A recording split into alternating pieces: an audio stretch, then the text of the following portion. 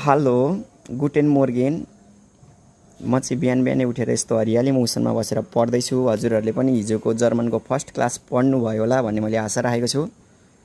बिहानै भिडियो बनाएको कारणले गर्दाखेरि स्वरमा केही समस्या अलिकति नबुझिए जस्तो स्वर आउन सक्छ, त्यसको लागि म क्षमा प्रार्थी छु। हिजो हामीले पढेका थियौँ अल्फाबेट। सर्वप्रथम हामीले जेमा पनि पढ्नुपर्ने भनेको अल्फाबेट नै हो। त्यही भएर हिजो हामीले अल्फाबेट पढेका थियौँ। हरेक पनि जेसुकै पढ्दाखेरि पनि हामीले जहिले पनि पुनरावृत्ति गर्नुपर्छ। पुनरावृत्ति भनेको दोहोऱ्याउनु।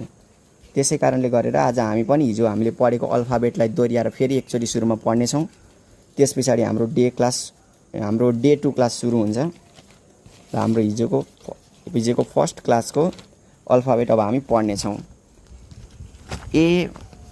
एलाई आ भन्छ। एलाई आ भन्छ। हजुरहरू पनि यसै गरी जहिले हरेक दिन बिहान दोहोऱ्याउनुहोस्, पुनरावृत्ति गर्नुहोस्।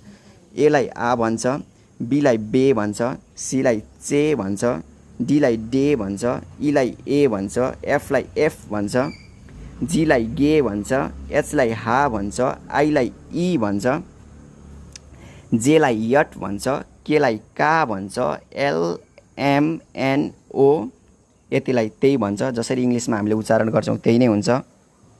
पीलाई पे भनिन्छ, क्यूलाई कु भनिन्छ, आरलाई एर अलि लामोसँग स्वर तान्ने, जिब्रोलाई घुमाउने एर भनिन्छ, एसलाई एस नै भनिन्छ, टीलाई टे भनिन्छ, युलाई उ भनिन्छ, भीलाई फाओ भनिन्छ। यो यु जस्तै भएको रहेछ, यो भी हो, कन्फ्युज नहुनु होला।